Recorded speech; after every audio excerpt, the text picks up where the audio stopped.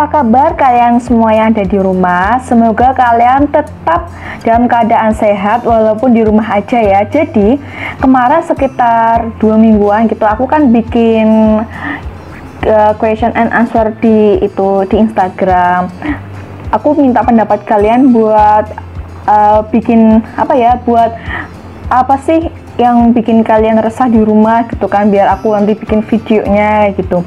Nah, jadi kebanyakan kalian itu pada minta kasih tips supaya tidak gabut di rumah gitu kan.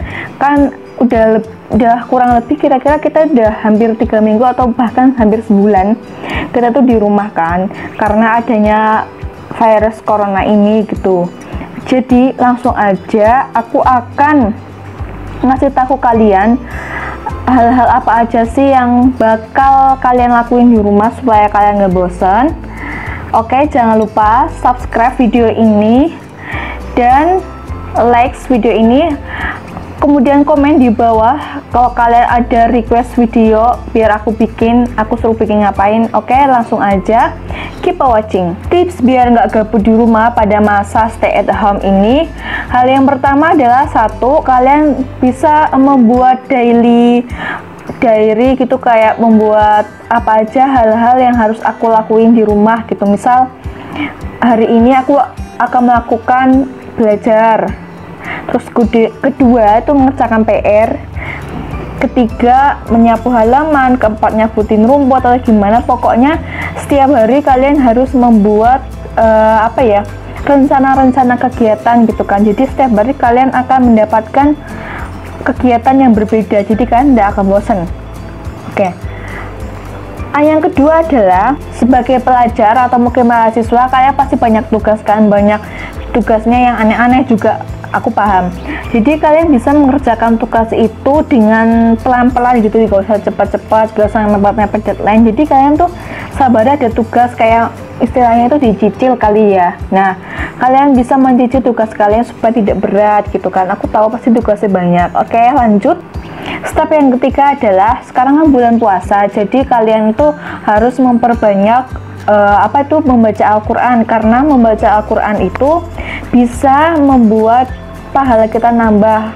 Kalau nggak salah satu hurufnya itu bisa dikali 100 atau 1000 gitu, aku lupa ya. Nah, jadi kalian baca Al-Quran, misal challenge setiap habis sholat wajib, duhur, asar, maghrib, isya, subuh, itu kalian bisa satu sholat itu bisa 1 juz atau mungkin satu hari 1 juz atau gimana, serah kalian mau bikin, daripada kalian main game atau gimana ya, lebih baik baca Quran kan. Oke, lanjut ke step nomor 4 adalah kalian bisa olahraga. Jadi olahraga itu sangat penting bagi kita yang ada di rumah. Kalau misalnya kita nggak olahraga, kita ngelakuin hal yang sedikit aja, misal nyapu halaman tuh bakal kerasa capek, karena kita tuh kerjaannya cuma di situ-situ aja gitu ya. Rumah nggak mungkin 1 hektar atau 5 hektar kan, jadi kita nggak mungkin kayak jalan kesana kemari kan ya. Di rumah paling rebahan, duduk, makan dan sebagainya. Jadi kalian usahakan olahraga supaya badan kalian tetap sehat dan kalian tidak mudah capek sih, yang jelas itu. Oke. Step nomor 5 adalah membantu orang tua di setiap pagi. Nah, kan kita di rumah itu tugasnya menjadi 2 kan, yaitu menjadi anak dan juga menjadi status kita yaitu mahasiswa atau pelajar. Nah, sebagai anak kalian juga harus membantu orang tua kalian di setiap pagi, bisa nyapu atau mungkin membersihkan jendela, meja, dilapin semuanya. Kayak ibaratnya kita kayak mengganti tugas dari mbak yang ada di rumah gitu kan. Atau mungkin bilang ke orang tua kalian, "Mah, papa, pecat semua pembantu biar aku aja yang membersihkan rumah." Boleh tuh, boleh banget.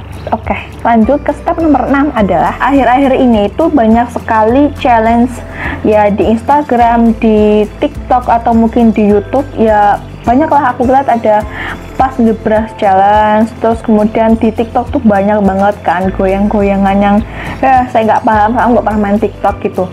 Jadi buat mengisi kegabutan kalian bisa tuh ikutin challenge itu, atau mungkin kalian bisa main game, tapi jangan kebanyakan main game sih. Atau mungkin kalian bisa memasak di rumah gitu. Kalau bikin apa kayak kue, atau mungkin bikin makanan buat nanti buka puasa, atau mungkin apa aja lah, pokoknya intinya bikin sesuatu di setiap harinya, entah itu masakan, entah itu kerajinan, entah itu di sosial media, atau mungkin kalian menulis buku, boleh tuh. Oke, lanjut ke step berikutnya, step nomor 7. Aku tahu kalian pasti belum merapikan kamar kalian.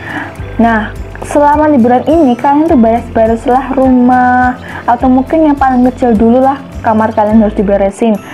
Nah, terutama lemari-lemari kalian tuh, lemari baju diberesin, buat wanita jilbabnya diberesin, dibenerin sesuai dengan warna-warnanya atau gimana gitu. Atau mungkin aku udah bersihin rumah atau ini kamar, ya udah kalian itu deh ubah posisi tidur kalian supaya kalian nggak bosan gitu. Pokoknya intinya kalian harus membersihkan kamar kalian, atau kalian menghias kamar kalian supaya tidak itu aja misalkan jadi warna monokrom, atau mungkin warna hitam semua, atau gimana. Intinya desain kamar kalian supaya kalian tidak bosan. Oke? Lanjut ke step nomor 8. Kalian pasti tahu kan aplikasi Small atau Wacing gitu kan. Nah, itu kan aplikasi buat karaoke. Jadi kalian tuh bisa tuh buat mengisi waktu kegabutan kalian itu buat bernyanyi dengan menggunakan karaoke gitu kan. Aku tahu kok kalian pasti belum beli kuota tuh unlimited kan. Jadi kalian lah bernyanyi supaya diri kalian tuh terhibur gitu kan. Makanya bernyanyilah. Oke, lanjut ke step nomor 9. Step nomor 9 ini menurut aku tuh hal-hal yang paling menyenangkan sih, yaitu membaca buku aja, atau mungkin kalian menulis. Nah, baca bukunya nggak usah berat-berat, kayak misalkan buku kuliah atau buku pelajaran gitu, nggak usah. Aku paham, kalian pasti nggak mau.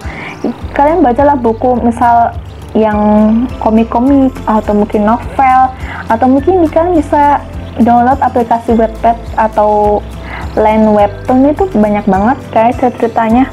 Kalian bisa lah browsing segala macam cerita di aplikasi supaya kalian tuh nggak bosan hidupnya. Terus kalian juga menjadi pintar gitu. Maksudnya kan aku tahu di setiap cerita yang di webtoon atau di Wattpad itu pasti mengandung sebuah arti gitu kan, mengandung sebuah makna yang tersirat. Makanya daripada kalian rebahan doang, mending kalian baca-baca aja gitu kan. Itu juga hal yang ringan gitu. Oke, lanjut ke step nomor 10. Aku tahu kalian tuh di rumah pasti punya kayak tanaman-tanaman gitu, walaupun cuma tanaman pohon pisang aja tuh nggak apa-apa loh.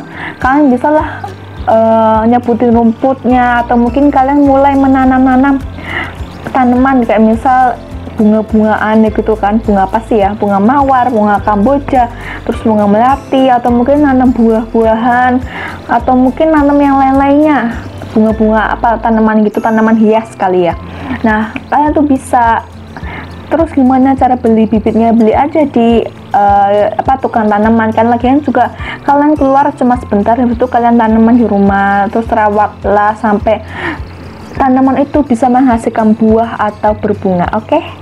Supaya kalian nggak bosan, kalian juga bakal keluar keringat. Oke, lanjut ke step nomor terakhir adalah kalian bisa telepon atau mungkin chat kontak teman-teman kalian yang lama, misal teman SD, SMP, SMA gitu kan.